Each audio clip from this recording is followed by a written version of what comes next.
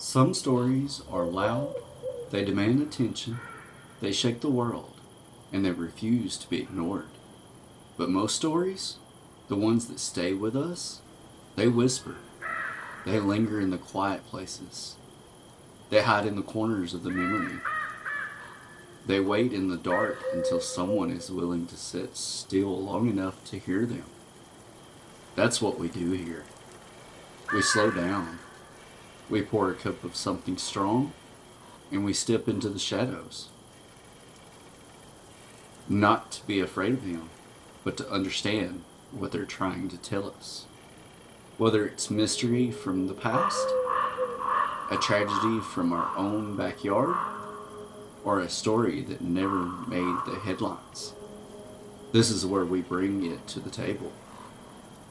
This is where we talk about the things most people avoid. This is where the quiet becomes loud enough to matter.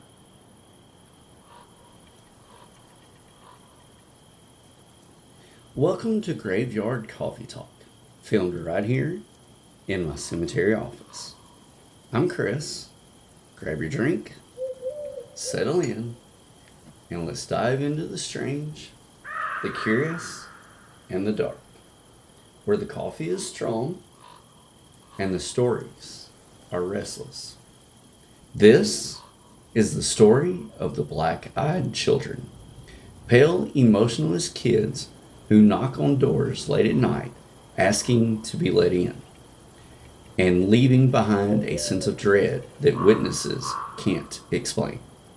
The Black-Eyed Children, sometimes called BEKs, are described as kids between 6 and 16. They look almost normal. Almost. Pale skin, clothes that don't fit quite right, speech that sounds practiced, and eyes that are completely black. No lights, no iris, just darkness. They show up at night, they knock, they ask for help, and every witness describes the same thing: a sudden, overwhelming sense of fear. The legend really took off in 1996 when a journalist named Brian Bethel reported an encounter in Abilene, Texas. After finishing a late night shift at the local newspaper, he was sitting in his car outside a strip mall, writing a check. Suddenly, the hair on the back of his neck stood up. He noticed a group of teenagers standing close to his car. The teens asked for a ride to their mother's house to get money for the tickets for a movie that they wanted to watch at the mall's movie theater. But something struck Bethel as odd. The movie they wanted to see had already started 45 minutes prior, and the teenagers sounded much older than they appeared to be. But something felt wrong. Bethel said he felt a wave of terror, the kind that hits you before your brain even knows why. Then, in the dim light of the parking lot, he saw that their eyes were completely black. He threw his car in reverse and sped away. When he glanced back, the children were gone, and that story became the foundation of the modern legend. That story became the spark. But it wasn't the beginning.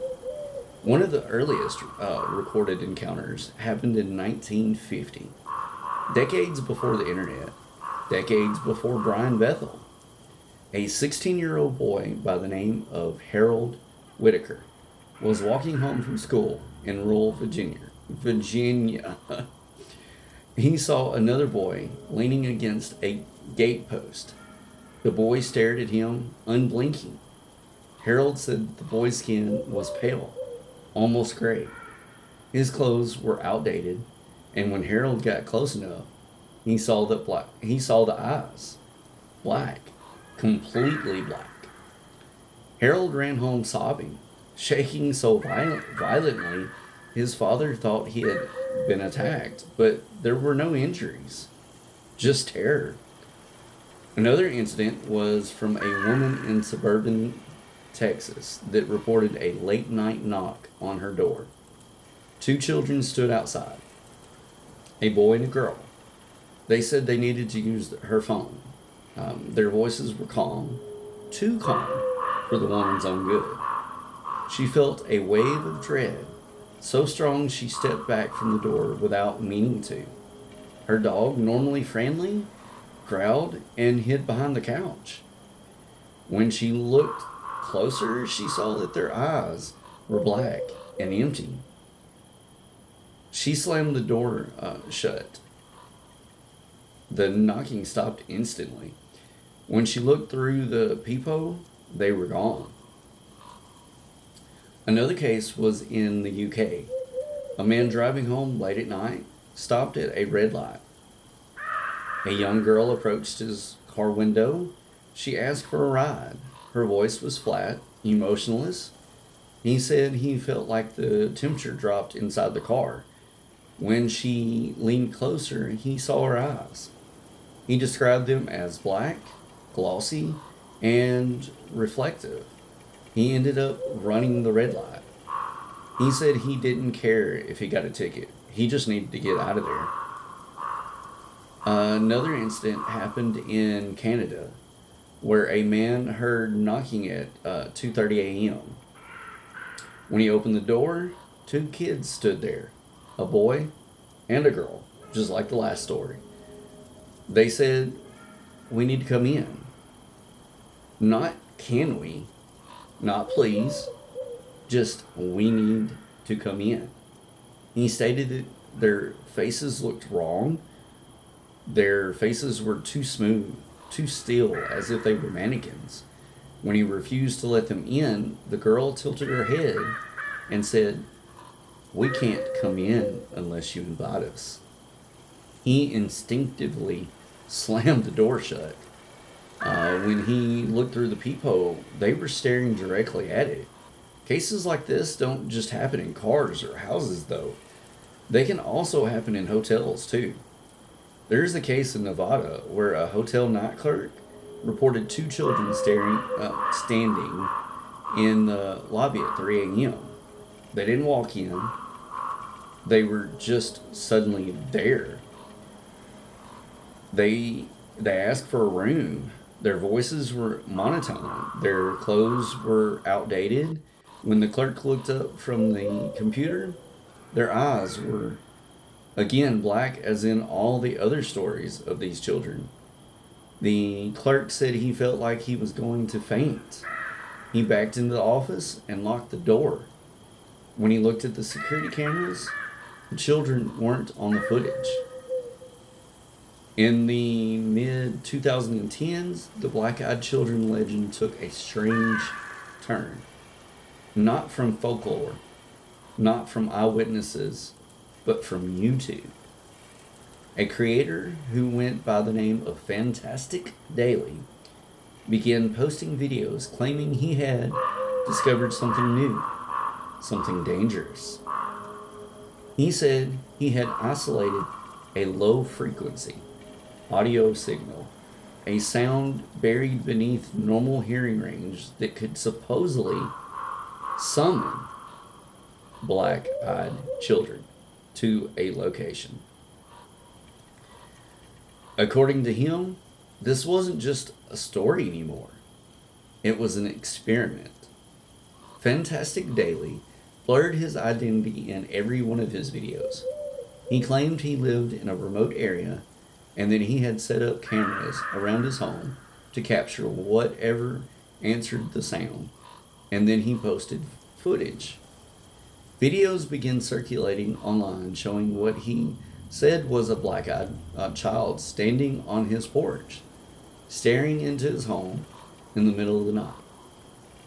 These clips were picked up by tabloids and paranormal outlets, including the Daily Mail and Express, which reported on his claims that he had lured a black-eyed child using this low-frequency audio trap. His channel became a phenomenon. People debated whether the footage was real, staged, or part of an elaborate ARG, an alternate reality game. Some believe he had captured genuine evidence. Others believed he had created the entire modern wave of black-eyed children sightings. Whatever the truth is, his videos changed the legend. They pushed it into the digital age. They made the black-eyed children feel less like an old campfire story and more like something that could show up on your security cameras. On the first night, his laptop camera recorded nothing. On the second night, something activated his motion sensor outdoor light, but again, there was nothing on the camera. Night 3, nothing. Night 4, still nothing happened. Then, very late on night 5, something shocking happened. Someone appeared on the front porch, standing and staring inside the house for over an hour.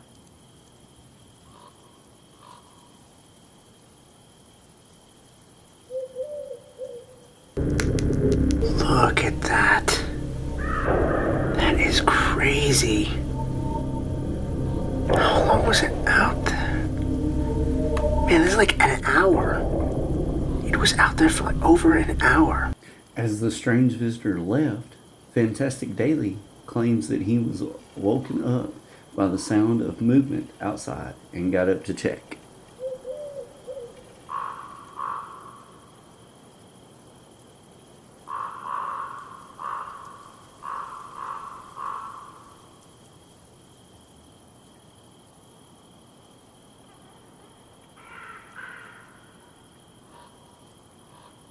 No one was there, but the gate to the house had been left open. Surprisingly enough, Fantastic Daily lives in a secluded area only accessible via a long unpaved road through the woods, so any visitor at any time would be uncommon, but he says this visitor was absolutely terrifying. Across hundreds of reports, across all these encounters, decades apart, continents apart, the black-eyed children's patterns follow the same rules. They appear at night, they travel in pairs, they knock, they ask for help, they ask to be let in, they speak calmly, a little too calmly, their speech is flat, rehearsed, they don't enter unless invited, witnesses feel overwhelming dread, animals react violently or hide, and they vanish the moment the door closes or when refused. Phones glitch, lights flicker, people feel sick or panicked or frozen. It's like their presence bends the air around them. It's too consistent to ignore. There's something about the door that every story starts with. A knock. Sometimes it's soft. Sometimes it's frantic. Sometimes it's a steady, rhythmic tapping, like someone rehearsed it. And when the witness opens the door, there they are, a child that's pale and still, asking to come in. The requests are always simple. Can we come in? We need to use your phone. We need a ride. Let us in. But their tone never matches the situation. It's flat, emotionless, like they're reading from a script. And if you refuse, they become more insistent. Documentaries exploring the black-eyed children point out something interesting. These stories spread because they tap into a primal fear. The fear of the familiar becoming wrong. The fear of innocence becoming dangerous. The fear of something human-shaped not being human. Every witness describes the same thing. A sudden, overwhelming sense of dread. Not fear, not anxiety, only dread. The kind that hits you in your stomach. The kind that makes your skin crawl. The kind that tells you something is wrong before your brain catches up. Some people say it feels like standing on the edge of a cliff. Others say it feels like being watched by something ancient. So what are they? Some say they're demons because they need permission to enter. Some say they're alien hybrids because of their appearance and emotionless behavior. Some say they're ghosts. Some say they're Plus. Thought forms created by belief, and some say it's just a modern urban legend that spread through the early internet. But if that's true, why do the stories sound so similar? Why do people who've never met describe the same fear, the same eyes, the same knock? The black-eyed children aren't just an American phenomenon anymore. There are reports from the UK, Canada, Australia, with reports even from rural parts of Europe. Different cultures, different languages, same description though. Pale children, black eyes, asking to be let in. Folklore survives because it taps into something universal. The black-eyed children tap into one of our oldest fears. The idea that something familiar can be wrong. That something innocent can be dangerous. That something human-shaped can be not so human. Some stories stay loud forever, but others, the ones like this, they whisper. They remind us that the world is bigger than we think, stranger than we think, darker than we think, and just maybe the black-eyed children aren't real. Just maybe they're just a story. But if you're ever awake late at night and you hear a soft knock at your door and a child's voice asking to be let in, just remember what you heard here tonight.